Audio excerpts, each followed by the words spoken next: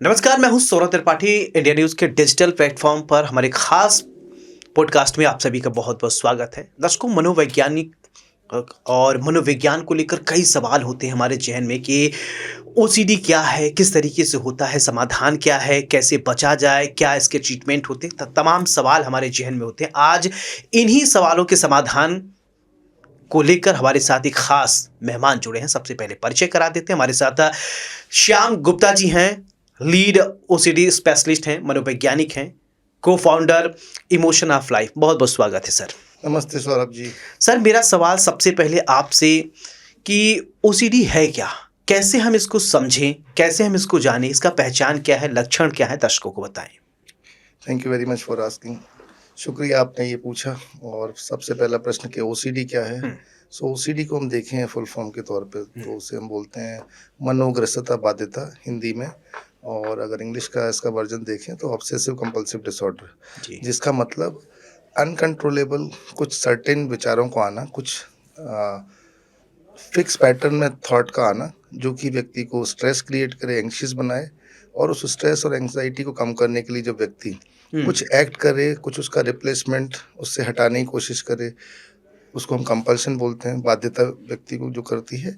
और उस प्रोसेस की वजह से जब व्यक्ति थोड़ी देर के लिए शांत हो जाए और वापस से वो थॉट आ जाए व्यक्ति को, तो ये सारा जो चेन है कि किसी थॉट का आना, उसके व्यक्ति के अंदर एंग्जाइटी क्रिएट होना और उसको कंट्रोल करने की कोशिश में कुछ रिचुअल या कुछ काम करना, कुछ एक्ट करना, दैट इज द बाध्यता। बिल्कुल। सो ये कुछ साइकिल है मनोग्रस्तता बाध्यता का।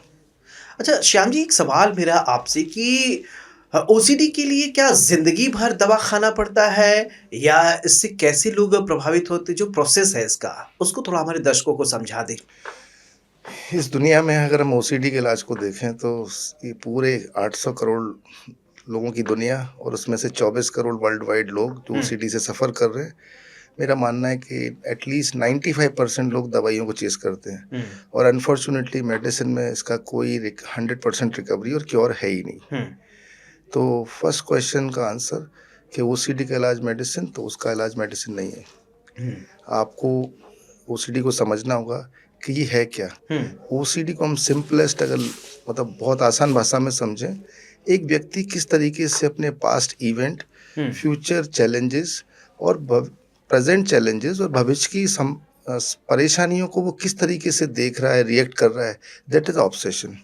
और वही उसके चैलेंजेस हैं जो उसको थॉट के तौर पे ट्रिगर करते हैं, और व्यक्ति उनमें इन्वॉल्व होकर फंस जाता है और उसी को सुलझाने की कोशिश करता रहता है। अच्छा, जैसे कभी कभी बहुत लोग ऐसे होते हैं, आम बोलचाल की भाषा में उनको एग्जाम्पल के तौर पे कि दरवाजा बंद कर दिया है, लेकिन उनको लगता है कि हमने लॉक लगाया है नहीं। बार बार वो सोचते रहते हैं कि फिर कभी कभी ऐसा होता है कि हाँ, चश्मा, सिर पे चश्मा रख लिए और उनको लगता है कि चश्मा कहाँ गया। वो घर में इधर उधर ढूंढते रहते हैं, लोगों के ऊपर चिल्लाते रहते हैं, इरिटेट होते रहते हैं। क्या ये भी एक ओसीडी के लक्षण है, या इससे थोड़ा डिफरेंट?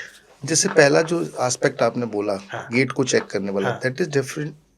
ये तो बिल्कुल एक सब कैटेगरी ऑफ ओसीडी है जिसको चेकिंग रीचेकिंग बोलते हैं, जिसमें सिर्फ गेट नहीं, आप देखेंगे परिवारों में लोग अपने गैस सिलेंडर को चेक करते रहते हैं, मोबाइल के लॉक को चेक करते रहते हैं, ईमेल को चेक करते रहते हैं, मोबाइल लैपटॉप को वो बंद करेंगे, खोलेंगे, उनको फिर वापस से डाउट हुआ कि ठीक से बंद नहीं हुआ।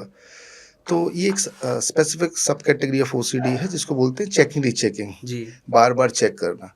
और जहाँ तक एक दो बार चेक करने की बात है, उसको सेफ्टी मेजर बोलते हैं। लेकिन अगर वही हैबिट हम अगर दिन में 100 बार, 200 बार, 500 बार कर रहे हैं, आपको सुन के बड़ा अजीब लगेगा कि 100-500 बार कौन करेगा। हमारे पास लोग दिन में 1000 बार करने वाले भी आते हैं कि एक ही काम को वो 1000 टाइम कर रहे हैं। रही बात चश्मे को सर पे लगाने की, तो वो एक नॉर्मल सा, जैसे समझिए किसी का चश्मा सर पे लगा है, अब वो किसी को, जैसे आप बोल रहे हैं कि वो किसी को गुस्सा करेगा मेरा चश्मा नहीं मिल रहा, बट नेचुरल सी बात है, जिसको गुस्सा करेगा वो बोलेगा सर पे लगा है, बात खत्म हो जाएगी। लेकिन ये ओसीडी का पार्ट नहीं है।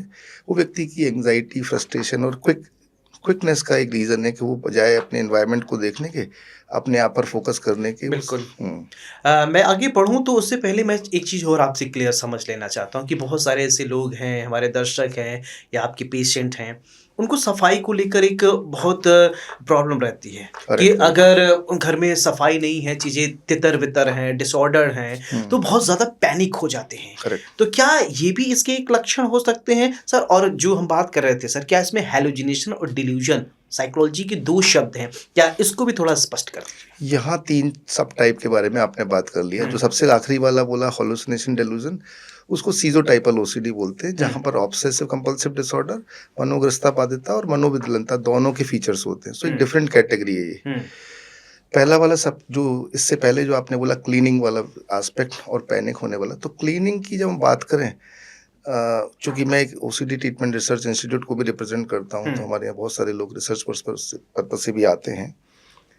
क्लीनिंग जब तक आपकी लाइफ को इतना अफेक्ट नहीं कर रही कि आप अपना कहीं अटक नहीं रहे, माने अपना बाकी काम नहीं कर पा रहे, अगर आप हेल्दी हाइजीन बोलते हैं उसको, हेल्दी हाइजीन का मतलब जैसे आपको मैं देखूं, आप प्रॉपरली हेयर क्लीन किया हुआ है, आपने शेव किया हुआ है, कपड़े साफ हैं, प्रेस किए हुए हैं, आपका टेबल साफ है ये जी, तो healthy hygiene is a good जी, but when your hygiene start, मतलब अगर आपका हाइजीन आपके लिए इतना बड़ा सब्जेक्ट बन गया कि हाइजीन मेंटेन होने के बाद भी उसी में हम उलझे हुए हैं। जैसे मान लीजिए आपने खाना खाना छोड़ दिया, आपने ऑफिस जाना छोड़ दिया, आप अपनी जगह से उठ नहीं पा रहे कि बाकी की सारी चीज़ें गंदी हैं। जैसे इस वक्त भी मेरे आगरा में 2 लोग आए, उसमें से एक कंटेमिनेशन ओसीडी बोलते हैं इसको हम, हाइजीन से related OCD.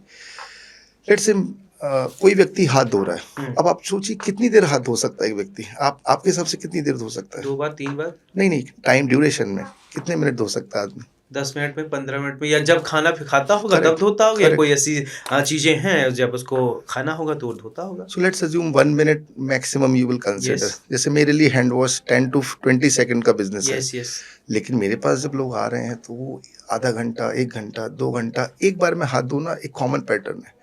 You will wonder, अभी एक लेडी हमारे पास बैंगलोर से होके गई जो कि करीब 22 साल से ओसीडी के साथ थी, वो 15-15 मिनट के 50 हैंड वॉश करते थे, 50 to 60, और 7 घंटे नहाना, और ये चला आ रहा है 17 से 22 सालों से पहले। आप जस्ट इमेजिन कीजिए कोई व्यक्ति इंजीनियर है और 15-15 मिनट के 50 बार हाथ धोता है, जो कि उसके रिपोर्ट में जो उसने लिखा हमको दिया, 50 into 15 कितने हो गए? 750 मिनट, 7 घंटे बाथरूम में नहाना। तो नाउ यू कैलकुलेट कि वो जो 1440 मिनट एक व्यक्ति की जिंदगी के 24 घंटे के, वो कितने मिनट इन्वेस्ट कर रहा है उस काम में, और अपना काम कब करेगा? तो जस्ट इमेजिन। अच्छा, ये सब चीजें हो क्यों रही हैं? क्या हमारी जो लाइफ स्टाइल है वो बदल गई? क्या ये आनुवंशिकी होती है, या पिता को है तो बच्चों में भी आएगी? ये हो क्यों रहा, क्या वजह है? करेक्ट। सो अगर हम इसको साइकोलॉजिस्ट की डेफिनेशन देखें तो इंस्टेड ऑफ जेनेटिक्स के वो व्यक्ति पेट से लेके पैदा हुआ, ऐसा तो नहीं है बिल्कुल। हम ना जब एकेडमिक में जाते हैं तो ये जरूर पढ़ते हैं, मैंने भी अपने एग्जाम में लिखा कि जेनेटिक होता है, but OCD is a learn pattern, learn behaviour. मान लीजिए मैं तो यही देखता हूँ अपनी प्रैक्टिस में। मान लीजिए मैं एज अ फादर दिन भर चेक कर रहा हूँ अपने मोबाइल को कि लॉक है या नहीं है, लॉक है या नहीं है। मैं अपने लैपटॉप को बंद करते समय 10 बार प्रिवेंटिव मेजर ले रहा हूँ, री इंश्योर कर रहा हूँ। गेट लगाते समय मैं 10 बार देख रहा हूँ कि गेट लगा कि नहीं लगा। तो नेचुरल सी बात है, मेरा बेटा या बेटी जो देख रहे हैं और वो अगर अर्ली एडोलेसेंट एज में तो वो भी वल्नरेबल बनेंगे और वो सीख जाएंगे। बिल्कुल। अब मेरा एक सवाल कि आपकी जो संस्थान है इमोशन ऑफ लाइफ, वो ओसीडी को अन्य जो संस्थान है उनसे कैसे डिफरेंट ट्रीटमेंट देती है, और वो हमारे दर्शक समझें और ट्रीटमेंट के विषय में समझें कैसे डिफरेंट हैं आप? करेक्ट। क्या चैलेंज भी है? करेक्ट है ना। सो यूजुअली हम वर्ल्ड वाइड देखें तो बड़ा जेनरिक ट्रीटमेंट मिलता है लोगों को ओसीडी के बारे में, कि अगर कोई कहीं भी पहुंचे एक ओसीडी सफरर तो उससे 2 बात की जाएंगी कि एक तो दवाई स्टार्ट कर दो, पहला लाइन, और दूसरा लाइन होगा कि तुम ना हफ्ते में या महीने में एक बार सीबीटी सेशन कर लो, काउंसलिंग कर लो जी। लेकिन एक व्यक्ति जो 18 घंटे 20 घंटे किसी ट्रैप में, आप जस्ट इमेजिन करके देखिए, क्या कोई व्यक्ति उसको हफ्ते में एक बार बता देगा कि कुछ भी बता दे उसको उसके उस मैकेनिज्म को रोकने के लिए, तो क्या वो सफिशिएंट होगा? तो हमारा आंसर तो यही है कि no, it is not sufficient. OCD management require 360 degree management जी, और होलिस्टिक अप्रोच ऑफ केयर, जिसमें आपने लाइफस्टाइल की बात की, डाइट एंड न्यूट्रिशन जो उसका हिस्सा है, और सबसे जरूरी चीज़ इस बात को जानना कि ये हुआ क्यों। And what we have observe in last 27 year, 27 साल में मैंने तो एक ही चीज़ देखी, 100 out of 100 लोग साइकोलॉजिकल नेगेटिव इमोशन से जूझ रहे होते हैं, और वो स्टार्ट होता है उनकी feeling of guilt, regret, rejection और एक्सट्रीम डिससेटिस्फैक्शन से। 4 एक इमोशन है जो कि व्यक्ति की जिंदगी का हिस्सा होते हैं। जितने भी लोग आते हैं वो खुद ही एक्नॉलेज करते हैं। हमारे कॉम्प्रिहेंसिव साइकोलॉजिकल असेसमेंट फेज होता है जो लगभग 12 से 14 घंटे चलता है, 7-8 दिन तक।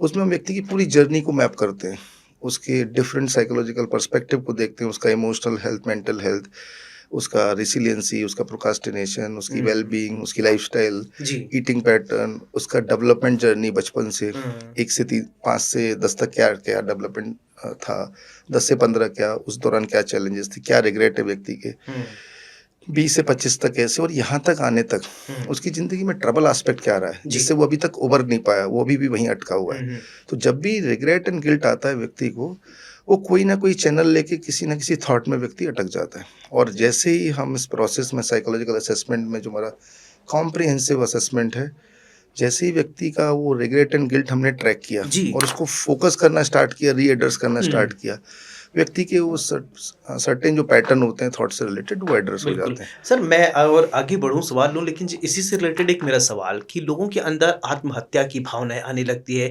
वो सोचने लगते हैं कि कहते हैं ना सुसाइडल अटेम्प्ट उनको पड़ता है और कभी-कभी ऐसा होता है कि कुछ भी नहीं है, छोटी-सी रीज़न है करेक्ट, और व्यक्ति ने सुसाइड कमिट कर लिया, पता करेक्ट, चला कि आत्महत्या कर ली। ये करेक्ट। क्या है? देखिए, अगर हम सुसाइड को टेक्निकली देखें, तो सुसाइड यूजुअली एक है ना sudden spark of negative emotion है, हुँ, जहाँ पर व्यक्ति कंक्लूड करता है कि ज़िंदगी जीने लायक नहीं है हुँ, और उसके अपने फेज से गुजरता है। ऐसे नहीं हो सकता कि मैं अभी यहाँ बैठा हूँ हुँ, और मेरा कोई पास्ट नहीं है हुँ, और मैं जाके सुसाइड कर लूँगा अभी गेट से बाहर निकलने के बाद, हुँ, ऐसा तो नहीं होगा। सुसाइड के लिए कुछ ना एक्सट्रीमिटी का होना बहुत ज़रूरी है, या लगातार किसी चीज़ में फँसे रहना, जैसे कि व्यक्ति के पास, जैसे मान लीजिए बैंक का लोन हो गया, हुँ, 1, 2, 3 किसी लड़का-लड़की से, लड़की-लड़के से इमोशनली कनेक्ट है। हुँ, दे हैव डिसाइडेड कि वो ज़िंदगी जिएँगे और उनकी शादी नहीं हो पा रही। तो ऐसे एन नंबर ऑफ रीज़न है, फाइनेंशियल बर्डन, क्राइसिस ऑफ ना वर्क, कंटीन्यूअस प्रेशर इन, जैसे किसी के पास काम ही नहीं मिला किसी को। हाँ, किसी को है ना वर्क लेवल का स्ट्रेस क्रिएट कर रहा है, कोई फैमिली में स्ट्रगल कर रहा है, कोई हाँ, लोन में स्ट्रगल कर रहा है। आप देखेंगे बहुत सारे लोग जो कोर्ट प्रोसेस से गुज़र रहे होते हैं, तो हम देखेंगे वहाँ भी हमको सुसाइडल आइडिएशन देखने को मिलता है और अटेम्प्ट मिलते हैं। हुँ, तो कोई भी व्यक्ति जो अटका हुआ है किसी मेंटल फिनोमेना में, उसे ओवरकम नहीं कर पा रहा, जैसे ओसीडी में भी हम ये पैटर्न देखने को मिलता है हमको। हुँ, though I have not seen any single case so far कि हुँ, ओसीडी था और कोई ने सुसाइड कर लिया, बट आइडिएशन इज प्रेजेंट कि लोग है ना बात करते हैं कि हुँ, इससे तो हम निकल ही नहीं पा रहे, इससे तो अच्छा तो मर जाना चाहिए। But trust me, OCD not such a subject जिसमें किसी को इतना नेगेटिव जी, होने की जी, जी, जरूरत है। सिर्फ ओके, सोचने का जी, तरीका जी। ठीक करें और मैटर अच्छा सॉल्व। ओसीडी को लेके थेरेपी से लोग कुछ डरते करेक्ट, हैं करेक्ट। और इसके आपके यहाँ क्या कोई इसका ऐसा प्रोग्राम है जो डरे ना उनके अंदर की जो डर हो वो ख़त्म हो जाए और सीधे तौर पर उनकी जो प्रॉब्लम हो रिज़ॉल्व हो जाए? सिंपल जो आपने बोला, हुँ, जो प्रॉब्लम है, हम बस यही करने की कोशिश करते हैं। हम मेरे सिस्टम में वो कंजर्वेटिव जो बुकिश चीज़ें मैनुअल में लिखी हैं, हुँ, सिर्फ उन मैनुअल के भरोसे नहीं होता सीबीटी ईआरपी जो इसकी मेन मॉडलिटी है, हुँ, लेकिन इमोशन ऑफ लाइफ का अप्रोच 360 डिग्री है। हुँ, whatever around the world in this universe, दुनिया में कुछ भी है जो मेरे क्लाइंट को हेल्प कर सकता है उस चीज़ को समझने में, कि जो उसकी प्रॉब्लम सॉल्व कर दे। हुँ, तो हम पहली बात तो कभी भी सीबीटी ईआरपी के बेस्ट प्रैक्टिसेस को ले रहे होते हैं, एसीटी, साइकोडायनेमिक, जितने भी बेस्ट साइकोथेरेपिस्ट मॉडल हैं हम सबको यूज़ करते हैं, हुँ, लेकिन उसको कस्टमाइज वे में यूज़ करते हैं, नॉट जेनेरिक। हाँ, पर्पस है व्यक्ति का उस सब्जेक्ट से बाहर निकलना। अब वो मेरा काम है, जैसे लेट्स से डॉक्टर ये नहीं बताने मुझे नहीं लगता कि आप कभी एक्सपेक्ट करोगे कि सर्जरी करते समय हुँ, कौन कौन सी स्किन का लेयर किस किस ब्लेड से खोलोगे और हुँ, कितना कितना इंची का तार लगाओगे, क्या करोगे। हुँ, दैट इज डॉक्टर वर्क। जब सर्जन के पास गए तो सिर्फ उसको बोलते हैं ये प्रॉब्लम, वो बताता है इतना समय लगेगा, इतने पैसे। हुँ। हमारा काम भी कुछ ऐसा ही जी। है कि ना व्यक्ति के उस पूरे चेन को समझना और अच्छा उसको। जी, करेक्ट, एक बात तो मैं और ये समझना चाहता हूँ कि लोग कहते हैं ना सेल्फ ट्रीटमेंट, करेक्ट। खुद से ही करने लगते हैं, कहते हैं खुद ही डॉक्टर बन बैठे जी, हैं। ऐसे लोग क्या गलती कर देते हैं जो खुद से ही डॉक्टर बन जाते हैं? सबसे पहले तो अगर लिटरेचर में देखें ना, तो बहुत जेनरिक चीज़ें लिखी हुई हैं, हुँ, चाहे आप यूट्यूब खोलो, चैट जीपीटी, गूगल, हर कोई है ना सीबीटी की बात करता है, उनके प्रिंसिपल की बात करता है, उसके मैनुअल की बात करता है, प्रोसीजर की बात करता है। जैसे मैं भी अगर अपने फ़ोन को अभी भी खोलूँगा ना, तो अब तक 5-7 मैसेज इकट्ठे हो गए होंगे ये हुँ, पूछने के लिए कि सर मैं सीबीटी कर रहा हूँ, मैं ईआरपी कर रहा हूँ, मैंने 4 साइकोलॉजिस्ट से बात कर ली। हुँ, और वो जो साइकोलॉजिस्ट साहब होंगे या डॉक्टर साहब होंगे, हुँ, वो पाँचों को एक ही चीज़ बता रहे होंगे। हुँ, अभी 5 लोगों के सब थीम अलग हैं, उनकी इंटेंसिटी अलग है, उनका पर्सनैलिटी अलग है। हुँ, आपका मैनुअल इनफ नहीं है कि आप है ना उस मैनुअल को पढ़ेंगे और उसमें लिखेंगे कि A+1 2, 1+1 2 और 2+1 3, वो ऐसे नहीं चलेगा, क्योंकि हर व्यक्ति की लर्निंग कैपेसिटी लगे। जैसे क्लासरूम में बच्चे अलग अलग तरीके से सीखते हैं ना, ऐसे ही ओसीडी मैनेजमेंट में हर जी व्यक्ति जी यूनिक है। श्याम जी, क्या डेली सेशन के ट्रीटमेंट होते हैं या साप्ताहिक होते हैं या 15 दिन पे होते हैं? क्या इसको भी थोड़ा समझाइए। मेरे यहाँ तो बिल्कुल अलग ही सिस्टम है, चाहे क्लाइंट इंडिया का हो या अमेरिका का या अफ्रीका का।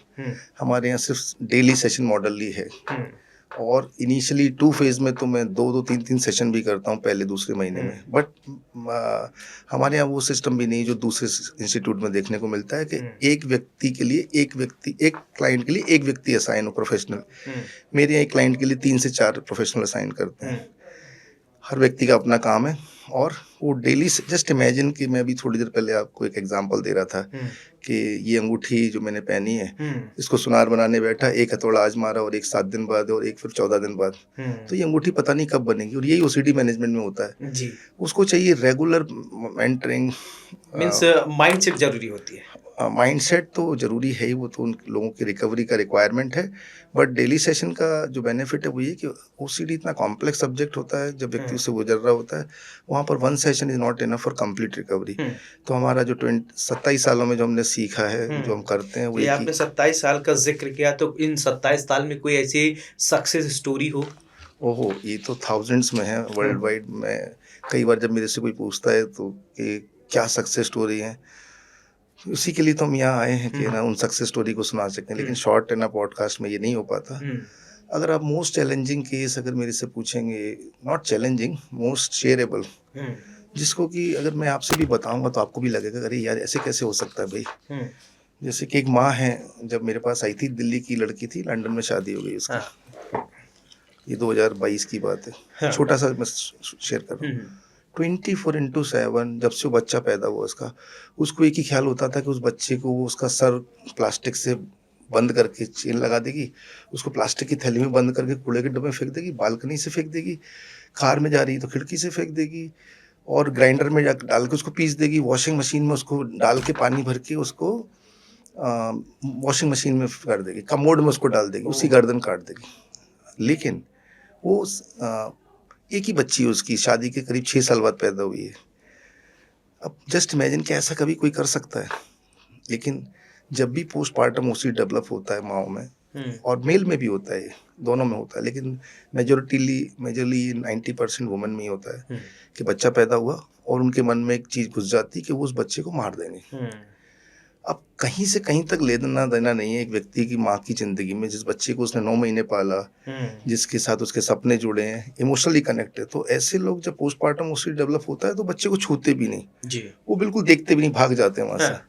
मतलब अगर बच्चा जिस कमरे में, वो दूसरे कमरे में सोएंगे, उसको देखेंगे तो डरने लगेंगे। सो ये कुछ स्टोरी है जो कि हमने सक्सेसफुली 2.5 मंथ में कंप्लीट की थी। प्रोफाउंड कैटेगरी केस, डॉक्टर की वाइफ, हस्बैंड उनके दिल्ली के ही थे लेकिन लंदन में सेटल, एक स्पेशलाइजेशन था उनका। श्याम जी, वो हमारे कुछ ना जेनरिक सवाल होंगे जो हमारे आम जनता से जुड़ी ये सवाल होंगे जो बहुत ज़्यादा नहीं समझते, लेकिन हाँ उनको मैं चाहूँगा आप अपने ऐसे सरल शब्दों में उनको समझा दें जो ये सब चीज़ें हैं वो समझ जाए। जैसे एक सवाल मेरा कि जो ओसीडी होता है, जोखिम होता है, ये किस एज ग्रुप के लिए होता है? क्या इसके लिए कोई एक सर्टेन एज है, यहीं से शुरुआत होती है या किसी भी एज में हो जाती है? अगर हम वर्ल्ड वाइड लिटरेचर देखें तो ऐसा बोला जाता है कि ओसीडी के sign symptom middle adolescent age में दिखाई देने लगते हैं, चाहे उसका डायग्नोसिस भले ही 3 से 5 साल का टाइम लेता है। और मेरा भी ये ट्रेडिशनली मानना था कई सालों तक कि 12, 13, 14 साल की उम्र में ओसीडी दिखाई देगा। लेकिन हम जो रिसेंट ट्रेंड देख रहे हैं पिछले 8-10 सालों में, मतलब मेरा मानना है ऑलमोस्ट 10 ईयर नाउ हमारे पास जैसे 6, 7, 8 इस एज में भी केस रिपोर्टेड होते हैं। नो डाउट बच्चों के साथ काम करना बहुत मुश्किल काम होता है क्योंकि आपको उनके हिसाब से अकोमोडेट करना पड़ता है, उनकी लर्निंग कैपेसिटी डिफरेंट होती है। दो वो जल्दी रिकवर कर जाते हैं, but working with children difficult. So आपका क्वेश्चन का आंसर, अगर मैं प्रेजेंट ट्रेंड को देखूं तो इस वक्त भी मेरे पास 8 साल से लेके और अभी जो लास्ट हाईएस्ट है ना ओल्डर क्लाइंट है वो 69 ईयर के हैं, आपके दिल्ली से ही है। अच्छा, उपचार कितना प्रभावी है? जैसा कि हम पहले भी डिस्कस कर चुके हैं कि उसको लेके एक बार मैं चाहता हूँ कि एक बार फिर से थोड़ा समझा उपचार कितना कारगर होता है। बहुत सारे लोग ऐसे होते हैं डर के मारे जाते ही नहीं डॉक्टर। कुछ हुँ, लोग कह रहे हैं भैया पागल हो गए हैं ये। हुँ, ऐसा होता है आम बोलचाल के कहते हैं कि भाषा में कि ये पागल हो गए हैं। तो हुँ। लेकिन ऐसी जब सिम्पटम्स आए जो कहने लगे भैया तो ऐसे लोगों को क्या आप सजेस्ट करेंगे? सिंपल सा सजेशन और ट्रीटमेंट में भी लॉन्गर और हुँ, अगर हम इलाज की बात करें तो वो हुँ, कोई शॉर्टकट मैनेजमेंट नहीं है हुँ, उसका। हुँ, इट इज़ नाइ ऐसे नहीं है कि दवाई खाएँगे ठीक हो जाएँगे, हुँ। क्योंकि ऐसा होता तो फिर ये समस्या इतनी बड़ी होती नहीं। जी, जी, जी।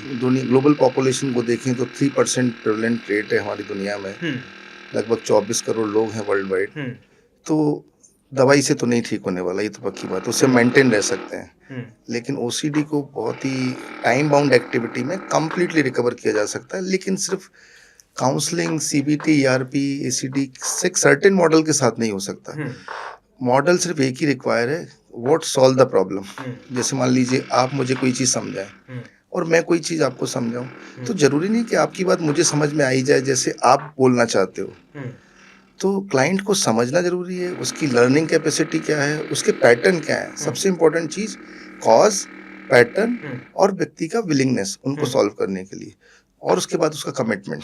सो ये कुछ 4 चीज़ें अगर कॉम्बिनेशन में काम कर सर रही एक हैं। बात और मैं समझना चाहता हूँ कि जैसे शुरुआती लक्षण हुँ, अब शुरू में कोई ये समझ ही नहीं पाता है कि मैं ओसीडी से ग्रसित हो गया हूँ और या फिर कोई उसका उसका मित्र हो घर का ही कोई व्यक्ति हो वो समझ जाए कि नहीं अब इसको श्याम जी के पास ले जाना ही जरूरी हो गया है करेक्ट, तो करेक्ट। कैसे वो समझे कि नहीं कि अब श्याम जी के पास जाना जरूरी है।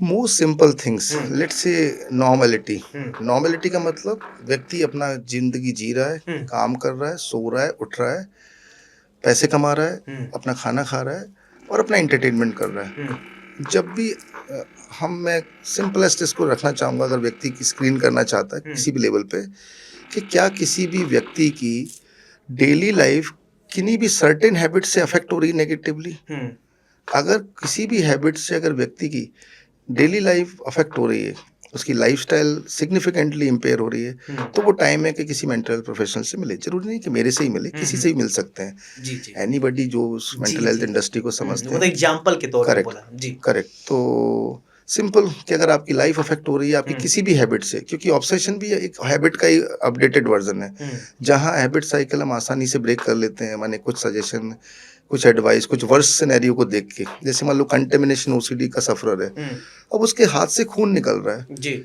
उसकी स्किन की पील आउट हो गई हाँ, और वो तब भी नहीं मान रहा, धो रहा है। मेरे घर पे बैठा हुआ है अभी, इस हाँ, वक्त हाँ, मेरे हाँ, ऑफिस में है ना, अभी चंडीगढ़ से आए हैं, हुँ, हुँ, इंजीनियर हैं, लगभग आज 10 दिन 12 दिन हो गए। जस्ट इमेजिन 3.5 घंटे नहाना, जिस दिन आए थे उस दिन 3.5 और अभी 12वां दिन है, 6 मिनट 7 मिनट में नहाते हैं, मैक्सिमम तो आठ उनको मिनट क्या ऐसा लगता है कि साढ़े 3 घंटा साफ नहीं हो पा रहे हैं? क्या उनको लगता है सर कि साढ़े 3 घंटा जैसे कि अभी आप एक लेडी का एग्ज़ाम्पल दे रहे हैं कि 7 करेक्ट, घंटे तक वो 7 घंटे। नहा रही हैं और एक और आपके यहाँ क्लाइंट बैठे हैं, तो क्या उनको ऐसा क्या लगता है अगेन रिग्रेट एंड गिल्ट, कि गंदा जिसकी मैं गंदा हूँ? नॉट गंदा, हुँ, जिसकी हाँ वो तो एक डिफरेंट मल्टीपल रीजन है उसके, हुँ, जैसे हायर सेंसिटिविटी, जो भी लोग है ना ऑब्सेशन में आते हैं 200% वो हाईली सेंसिटिव होते हैं। हुँ, अब लेकिन सेंसिटिव होने का मतलब ये नहीं कि हर व्यक्ति सेंसिटिव है वो ओसीडी के ट्रैप में आ जाएगा। हुँ, ओसीडी के डेवलपमेंट में बहुत सारे और भी रीजन है, हुँ, मेंटेनिंग फैक्टर है, प्रीडिस्पोजिंग फैक्टर है, माने डेवलप होने से पहले के रीजन है, जब डेवलपमेंट हो चुका, साइन सिम्टम आ गए, प्रॉब्लमेटिक फेज में आ गया, उसके मेंटेनिंग रीजन है कि हुँ। क्या ऐसी चीजें जो मेंटेन सर कर रही है। ऐसे लोग क्या घातक हो सकते हैं नो, समाज के लिए? Not at all, they have their own universe, hmm, but they are normal part of life. Let's say मुझे भी ओसीडी हो सकता है जो आपको पता नहीं चलेगा। हुँ, मुझे जैसे मुझे है, मैं तो खुद कहता हूँ मुझे ओसीडी ओसीडी ठीक करने का। हुँ, हुँ, जैसे लोग बोलते हैं ना ओसीडी ठीक नहीं होगा, तो हुँ। मैंने सोच रखा है नहीं होगा, क्यों नहीं होगा, करेंगे। बस क्या इसको जिद से जोड़ के रखें, एक जिद बन जाता है, नहीं ये यही करना, ऐसा है क्या? देखिए, जिद हर चीज के दो पहलू होते हैं। हाँ, जैसे जिद की बात की तो हुँ, एलन मस्क को भी जिद है, मंगल ग्रह पे जाना है, लेकिन उसकी जिद काम आई उसको। हाँ, उसने इलेक्ट्रिक कार के बारे में सोचा, हुँ, तो जब उसने अपना वर्जन बनाया तो बेस्ट वर्जन बन गया। हुँ, तो जिद अगर आपकी हेल्दी है, आपकी लाइफ को शेप कर रही है, हुँ, तो वो जिद काम की है। बिल्कुल, और अगर कोई भी जिद आपकी लाइफ को नेगेटिवली इम्पैक्ट कर रही है, तो वो हुँ, जिद ऐसी है जिसको ठीक करने की जरूरत है। बिल्कुल। सो हाँ, श्याम जी, आपने ओसीडी को लेकर तो बहुत सारे सवाल मेरे मन में जो था उसका हुँ, आपने समाधान किया, लेकिन समाज के एक और पहलू हैं, मैं चाहूँगा उस पर भी आपकी जो बेबाक राय है हुँ, उसको लोग समझें और उसका अनुसरण करें। सर, मेरा सवाल कुछ मनोवैज्ञानिक है और जो क्राइम से रिलेटेड है, उसको मैं हुँ, समझना चाहूँगा और हमारे जो दर्शक हैं वो भी समझ पाएँ कि आजकल के जो स्थिति है वो बहुत विकराल धीरे-धीरे होती जा रही है। हुँ, तो जैसे कि समाज में सर अपराध की प्रवृत्ति बहुत बढ़ रही है। हुँ। तो क्या आप कारण मान रहे हैं? अपराध सिंपली पावर से रिलेटेड है, हुँ, नीड से रिलेटेड है, हुँ, वैल्यू से रिलेटेड है। हुँ, आप सोचिए कोई भी अपराधी है, हुँ, क्या हम ऐसे नहीं बोलेंगे कि वो कुछ अलग से हैं इस दुनिया से, वो हमारे ही समाज का हिस्सा है, हुँ, लेकिन आपने बोला वो बढ़ रहा है। हुँ, आप सोचिए बढ़ेगा किसमें? हुँ, जिसका या तो डेप्राइवेशन हुआ हो या उसके राइट्स का वायलेशन हुआ हुँ, हो या वो क्राइसिस में हो अपने रिस्पॉन्सिबिलिटी के हुँ, लिए। जैसे एक चोर है तो वो क्यों चोरी करेगा? हुँ, मैं चोर को प्रमोट नहीं कर रहा, बट नेचुरल सी बात है उसके पास में वो कंजर्वेटिव थ्योरेटिकल रोड मैप नहीं है अपनी लाइवलीहुड अर्न करने हुँ, का। तो इसका मतलब ये नहीं कि हम सब चोरी करना हुँ, सीख जाएँगे। सो ये हमारी ज़िंदगी का हिस्सा है। राम के ज़माने में भी चोरी होती थी, हुँ। आज भी होती है। तो बच्चों को लेके जो अपराध बढ़ रहे हैं उसको लेकर क्या कहेंगे आप? फॉर एग्ज़ाम्पल किस जैसे तरीके कि छोटे-छोटे बच्चों के साथ इतनी घटनाएँ सामने आ रही हैं, उनके साथ दुष्कर्म, उनके साथ कुकर्म, क्या ये मानसिक कोई बीमारी है? मनोवैज्ञानिक इसको किस तरीके से आप लोग देखते हैं? अब उसमें भी बहुत सारी सब कैटेगरी होती हुँ, हैं। जैसे मान लो आपने बोला बच्चों के प्रति दुष्कर्म, हुँ, तो ये भी एक ओसीडी का एक सब पार्ट है हुँ। जिसको पीडोफिलिया बोलते हैं। जी, जी। अभी भी हमारे पास एक बैंगलोर से बच्ची है हुँ, 26 साल की, हुँ, तो वो है नहीं, हुँ, लेकिन वो पूरे दिन इसी विजिलेंट मोड में रहती है, मैं किसी बच्चे को इनएप्रोप्रिएट टच ना कर लूँ, हुँ, मैं इसके बारे में बुरा ख़्याल ना आ जाए। हुँ, दो she is not like this, वो उसका नेचर ही नहीं है। तो जहाँ ये जो आप बात करें बच्चों के साथ दुराचार, तो वो सिर्फ़ है ना सिर्फ़ मेल कम्युनिटी के द्वारा नहीं किया हुँ, जाता। मतलब रिसेंट में भी हमारे पास एक और एग्ज़ाम्पल है, जैसे मैं किसी एजेड व्यक्ति की बात कर रहा था। हुँ। हम जैसे आप बोल रहे हैं कि अभी इंसिडेंट्स बढ़ गए, लेकिन जब हम जी। उनकी ज़िंदगी का जर्नी को एक्सप्लोर किए, हुँ, तो आज उनका उम्र 69 है। हुँ, जब वो 12 साल के थे, तब वो किसी अपने से डबल उम्र की महिला के साथ में सेक्सुअल रिलेशनशिप में थे, जो कि कोई बाहर का व्यक्ति नहीं था, हुँ, क्लोज़ नोन पर्सन उनका। तो अभी बताइए वो जो अब्यूज़ है, एक मेल 12 साल के बच्चे का अगर 24 साल की महिला अपने साथ इन्वॉल्व करते हैं, तो अगर मैं इस इंसिडेंस पे जाऊँ तो इसमें से आप 69 में से 12 निकाल दी, 57 ईयर बिफोर की बात है ये। हुँ, तो क्या 57 साल पहले नहीं था क्या ये? हुँ, ये ह्यूमन सेक्सुअलिटी का पार्ट है। पीडोफिलिया जिसको हम बोलते हैं बच्चों के प्रति सेक्सुअलिटी को जी। लेके अट्रैक्टेड होना, जो कि मेल में भी होता है, फीमेल में भी होता है। हुँ। सेम जेंडर भी होता है, अपोज़िट जेंडर भी होता है। और एक सवाल और सर कि बच्चों को लेकर और खासकर बुजुर्ग हम सभी को स्क्रीन टाइमिंग लोगों को बहुत ज़्यादा हो गई। सर, पता चला कि रात-रात भर लोग बैठे मोबाइल देख रहे हैं, स्क्रॉल कर रहे हैं, रील देख रहे हैं। तो उसका क्या हमारे बिहेवियर पे क्या असर उसका पड़ रहा है? एक तो कॉग्निटिव टायर्डनेस देखने को मिलता है कि हुँ, जो लोग भी मोबाइल के साथ जूझ रहे हैं ना, मोबाइल में लगे पड़े। देखिए हुँ, मोबाइल दुश्मन नहीं ना, इंटरनेट दुश्मन है। जी। इस इंटरनेट की वजह से, इस डिजिटल वर्ल्ड की वजह से ही ये जो हम बात कर रहे हैं, ये लोगों हुँ, तक पहुँचेगी। जी, जी। हमको ये डिसाइड करना है, हम कॉमन मैन को, हुँ, कि अब इस वक़्त हम कंज़्यूम क्या कर रहे हैं अपने मोबाइल में। हुँ, जैसे मैं अगर देखूँ, मैं मोबाइल में कुछ, जैसे मैं अभी थोड़ी देर पहले आपसे बोल रहा था, मैंने न्यूज़ नहीं देखा, पिक्चर नहीं देखा, हुँ, कुछ नहीं देखा। हुँ, लेकिन मैं भी कम से कम 2 घंटे तो डिजिटली इन्वेस्ट करता हूँ। हुँ, लैपटॉप के सामने तो कम से कम 16 से 18 घंटे। हुँ, लेकिन मोबाइल में भी मैं हमेशा एक्टिव रहूँगा। हुँ। अब मोबाइल में मेरा काम क्या है, जैसे आपने देखा होगा आधा घंटे, 1 घंटे जब हम बैठे थे, क्लाइंट से बात कर 15-20 मैसेज आ गए, 2-3 हुँ, लोगों से बात कर ली, कई सारे मैसेज इकट्ठे हो गए। तो मेरे प्रोफ़ेशन की रिक्वायरमेंट है। हुँ, मैं जब है ना क्लाइंट के ईमेल को रिस्पॉन्ड कर रहा हूँ, स्क्रीन टाइम तो मेरा भी है, लेकिन मैं किसी पेरेंट की इंक्वायरी को एड्रेस कर रहा हूँ, किसी का हुँ, ऑडियो मैसेज सुन रहा हूँ, हुँ, किसी हुँ, क्लाइंट का वीडियो देख रहा हूँ हैंड वॉश का, नए क्लाइंट को पूरा प्रोग्राम का डिटेल भेज रहा हूँ, हुँ, अपनी मंथली मीटिंग में जा रहा हूँ, मार्केटिंग वालों से बात कर रहा हूँ, कुछ-कुछ तो भी कर रहे हैं। तो ये मेरा जो डिजिटल प्रेज़ेंस है, ये मुझे हेल्प कर रहा है, मुझे हुँ, पैसे कमा के दे रहा है, मेरी फैमिली रिस्पॉन्सिबिलिटी को पूरी कर रहा है। आप भी इस न्यूज़ चैनल को होस्ट कर रहे हैं, आपका चैनल को सपोर्ट कर रहे हैं, ऑडियंस तक इन्फॉर्मेशन पहुँचा रहे हैं, हुँ, और आपके लिए भी एक लाइवलीहुड का रीज़न है ये। हुँ, लेकिन अगर ये हैबिट आपकी लाइफ में कोई प्रोडक्टिविटी नहीं ला रही, let's say hmm, somebody is saying कि मैं कुछ स्टडी कर रहा हूँ मोबाइल से, हुँ। अगर वो आपको कुछ देने वाला है, एंटरटेनमेंट इज डिफरेंट थिंग, और उसका नहीं सर, डिजिटल वर्ल्ड का मैं इस्तेमाल ये करना समझना चाहता जैसे कहते हैं अति सर्वत्र वर्जित अति सर्वत्र वर्जित है। तो लेकिन कैसे ऐसे कुछ ऐसे गार्जियंस हैं या माता सबसे पहली जो टीचर है वो माँ ही है। करेक्ट। बच्चा रोता है तो मोबाइल क्या आ किया, जाता है। मोबाइल पकड़ा दिया। मैंने तो ऐसे बच्चों को देखा है बिना यूट्यूब को देखे, बिना मोबाइल देखे, बिना गाना सुने वो खाना नहीं खा रहे हैं करेक्ट। और फीडिंग नहीं कर रहे हैं। ट्रू। तो सर ये चीज़ें जो है हमारे समाज को किस तरीके से डैमेज कर रही हैं, उन माँ बाप को आप क्या समझाना चाहेंगे कि बीज तो आप ही बो रहे हैं, फिर रोएंगे? करेक्ट। हम अपने ओसीडी मैनेजमेंट भी देखते हैं, पेरेंट लगातार, जैसे इस वक्त ही मेरे मोबाइल में एक मैसेज है बैंगलोर से, एक है ना प्रोफेसर का मैसेज आया अपनी बच्ची के लिए, आप चाहें तो मैं पढ़ के सुना सकता हूँ उसका उतना सेगमेंट कि sir nowadays she spending more time on mobile, this internet inquiry. तो मैंने पूछ लिया कितना, सर लगभग 4 से 6 घंटे। अब देखो यहाँ थोड़ा सिचुएशन लगे, मैं बच्चे को फेवर नहीं कर रहा, माँ बाप काम पे जाते हैं, दादी बूढ़ी है, सिंगल चाइल्ड है। जिस दिन वो कॉलेज गई उस दिन तो 8 से लेके 5 बजे तक कॉलेज निकल जाएगा, उसके बाद वो असाइनमेंट होमवर्क करेगी, रात को 8-9 बजे मोबाइल पकड़ेंगे। लेकिन जिस दिन वो कॉलेज नहीं गई, जिस दिन वो छुट्टी है, उसके पास कोई और सोर्स ऑफ एंटरटेनमेंट नहीं है।